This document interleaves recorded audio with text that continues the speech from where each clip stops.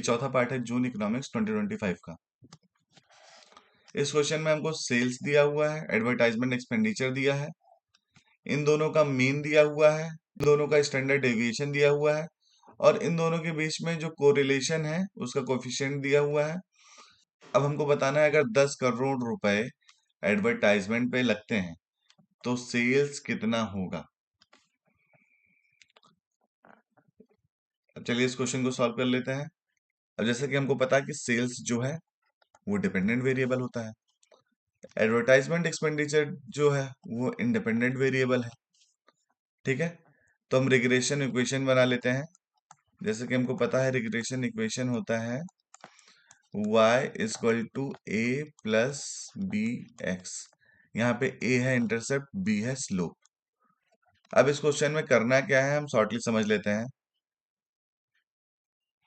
हमको independent variable दिया हुआ है x, डिपेंडेंट वेरिएबल दिया है y, इंटरसेप्ट दिया हुआ है, स्लोप दिया हुआ है।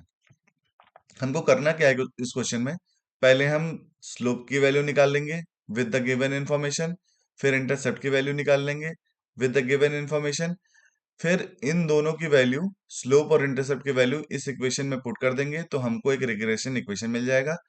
फिर हमको लास्ट में क्या करना होगा, जो एडवर्टाइजमेंट है 10 करोड़ उसको x की जगह पे पुट करके y की वैल्यू जो कि सेल्स है वो निकाल लेनी होगी।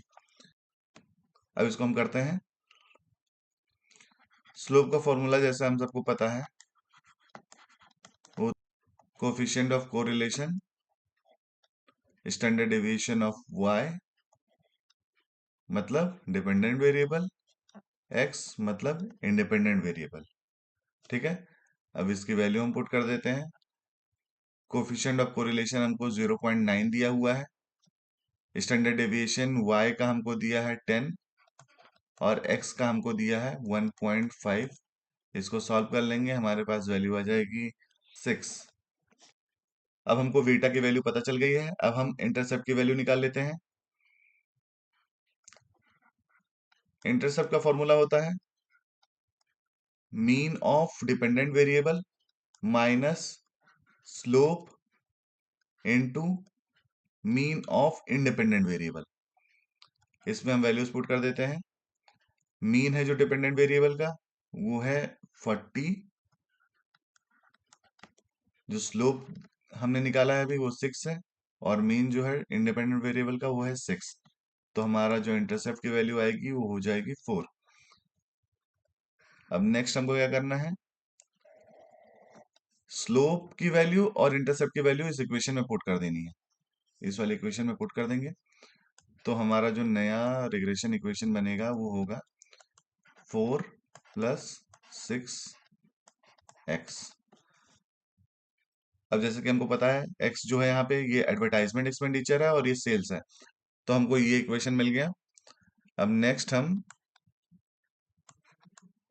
4 प्लस 6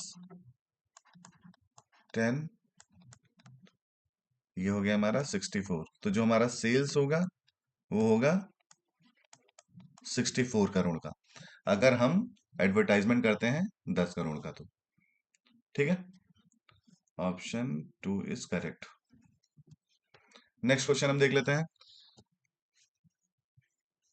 एक कंपनी का कॉस्ट और रेवेन्यू स्ट्रक्चर दिया हुआ है।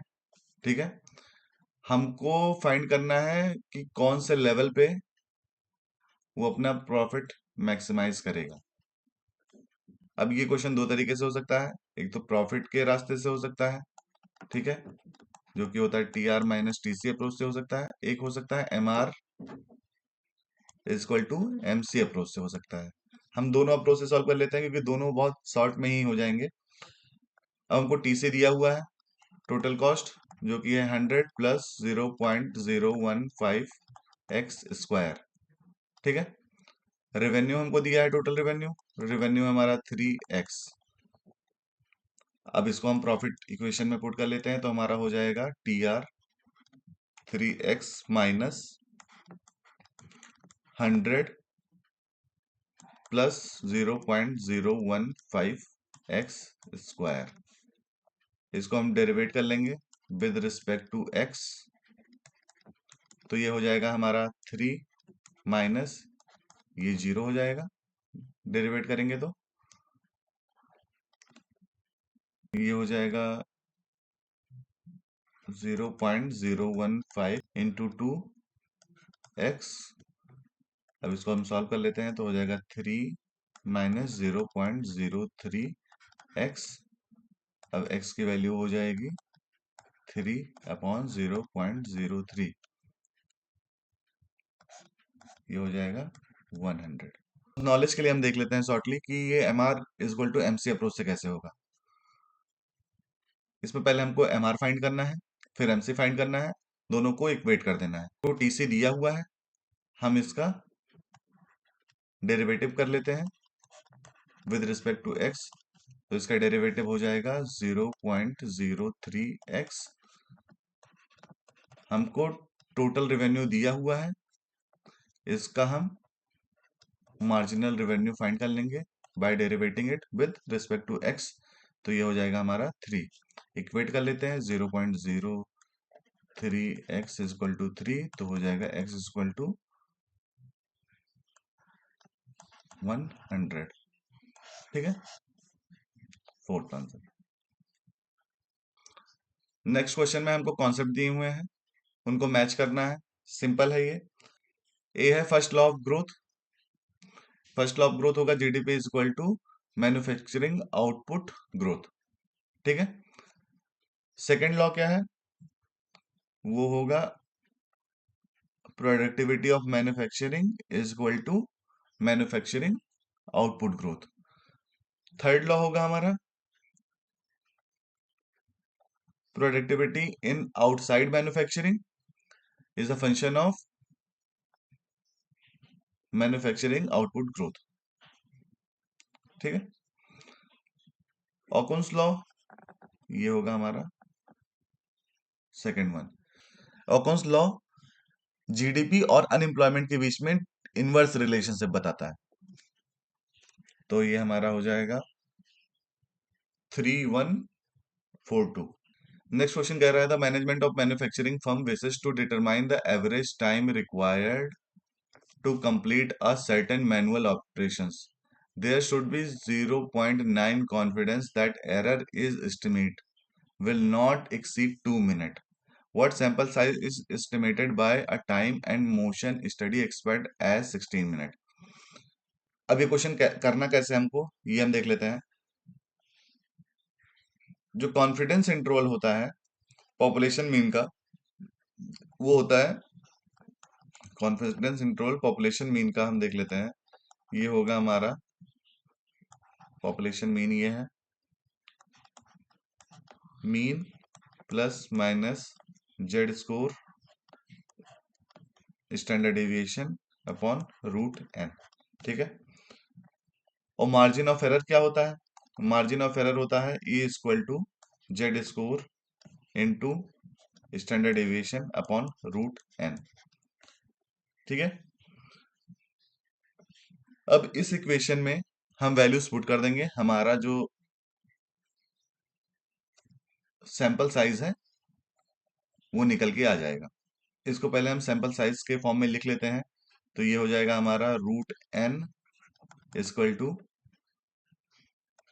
Z score standard deviation upon E. ये रूट इधर जाएगा तो हो जाएगा जेड माइनस जेड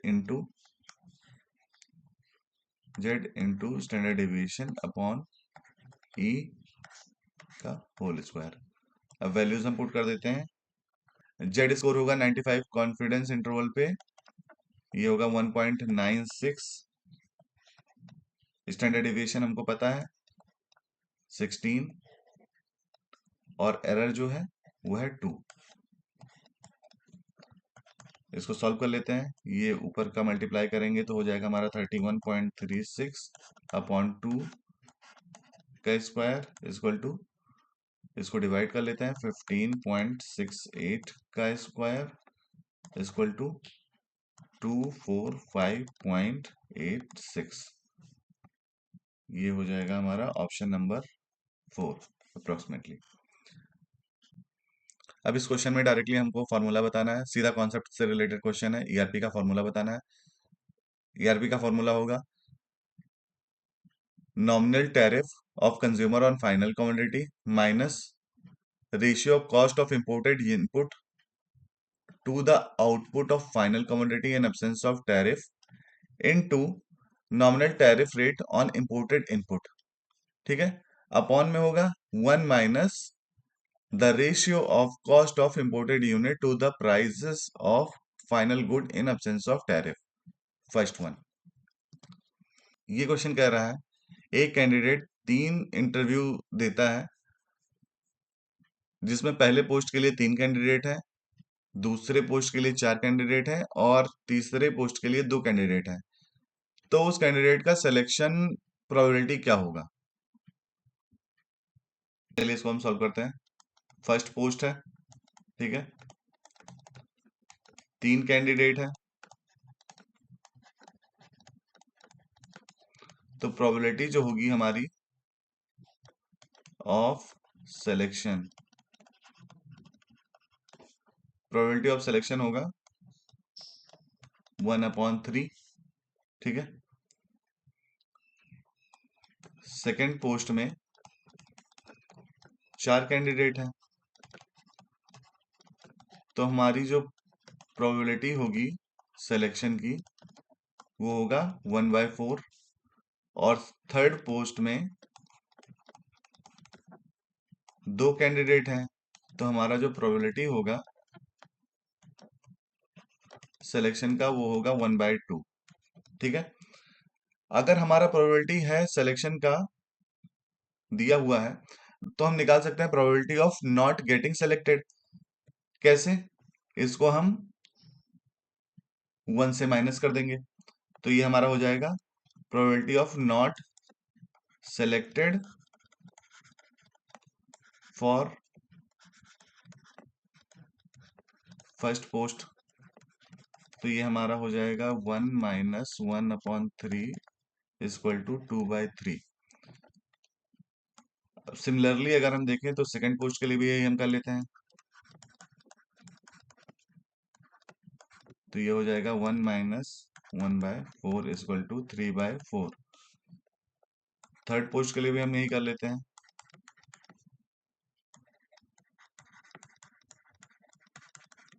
तो ये हो जाएगा हमारा 1 - 1/2 इक्वल टू हाफ। अब क्या प्रोबेबिलिटी है कि वो एक भी जॉब के लिए ना सेलेक्ट हो, तो उसके लिए हम क्या करेंगे, इन तीनों को मल्टीप्लाई कर लेंगे।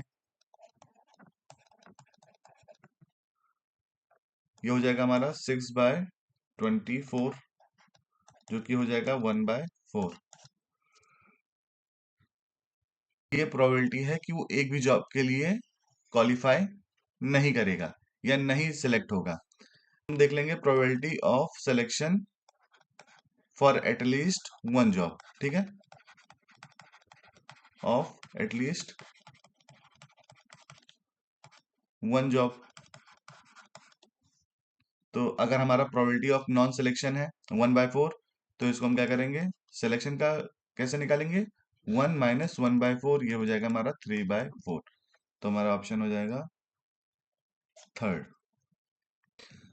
नेक्स्ट क्वेश्चन कह रहा है कि अगर केंशियन इन्वेस्टमेंट मल्टीप्लायर 4 है तो उसका सेविंग फंक्शन क्या होगा? देखो, बहुत सिंपल क्वेश्चन है, एक लाइन में सॉल्व हो जाएगा ये, बस हमको कॉन्सेप्ट पता होना चाहिए। 1 - MPC marginal propensity to consume होता है MPS के बराबर। ठीक है। और मल्टीप्लायर का फॉर्मूला होता है 1/1 - B, मतलब B इक्वल टू यहाँ पे क्या है, MPC। अब मल्टीप्लायर में हमको दिया है 4, मैंने देखा 1 - MPC क्या होगा, MPS होगा, तो ये हो जाएगा हमारा 1/MPS। अब हम निकाल लेंगे, मल्टीप्लायर हमारा दिया है 4, ये है हमारा 1/MPS, ये इधर गया तो हो गया MPS इक्वल टू 1/4। इसको हम सॉल्व कर लेंगे तो ये हो जाएगा हमारा 0.25। एमपीएस की वैल्यू। अब मार्जिनल प्रोपेंसिटी टू सेव कहाँ है? 0.25, ये डायरेक्ट क्वेश्चन है अगर कॉन्सेप्ट पता हो तो। क्वेश्चन में हमको मीन दिया है एक्स का, वाई का मीन दिया हुआ है, रिग्रेशन कोएफिशिएंट दिया है, और हमको फाइंड करना है equation of line of regression y on x। अब देखो इसको सॉल्व कैसे करते हैं। रिग्रेशन कोएफिशिएंट जो है, coefficient of y on x, ये हमारा है 0.6643। रिग्रेशन लाइन होती क्या है? ये होती है y minus y bar equal to beta y on x minus x bar. ठीक है। अब क्योंकि हमको y ऑन x निकालना है इसीलिए हमने ये कोफिशिएंट लिया है। ठीक है, हमको x ऑन y निकालना होता तो हम इस कोफिशिएंट को यूज करते। अब इसमें हम वैल्यूज पुट कर देते हैं। मीन ऑफ y जो है वो है 38, इसकी वैल्यू है 0.6643, नेगेटिव है ये, और x बार की वैल्यू है 32। अब इसको हम सॉल्व कर लेते हैं तो हमारा ये हो जाएगा y is equal to minus 0.6643 x plus 21.2576 plus 38। ये हमारा इक्वेशन आ जाएगा माइनस 0.6643 x प्लस 59.2576। ये हो जाएगा हमारा, प्लस में है ना हमारा, तो फोर्थ वन। नेक्स्ट क्वेश्चन दिया है, सिंपल क्वेश्चन है, डायरेक्ट ग्रेंजर और न्यूबोल्ट के मॉडल से है। ये हो जाएगा हमारा high R square and low Durbin Watson D value, मतलब R square is greater than D value, हो जाएगा तीसरा। नेक्स्ट क्वेश्चन है, हमको टाइम पाथ बताना है कैपिटल स्टॉक के का। इन्वेस्टमेंट रेट हमको दिया है, इनिशियल कैपिटल हमको दिया हुआ है, हमको निकालना है time path of capital stock. अब इसको निकालेंगे कैसे? देखो, time path of capital stock जो होता है वो होगा integration of investment rate plus ये जो इनिशियल कैपिटल है कांस्टेंट। सॉल्व कर लेते हैं इसको हम। 12t1/3 12t1/3 dt is equal to 12t4/3 upon 4/3। ये हो जाएगा 12 3/4 t4/3। सॉल्व कर लेंगे इसको हम तो ये हो जाएगा 9t4/3। तो जो हमारा time path of capital stock है वो होगा 9t4/3 प्लस कैपिटल स्टॉक है हमारा 25, तो हमारा 25 ये आ गया हमारा वैल्यू। तो ये होगा 90। Second one,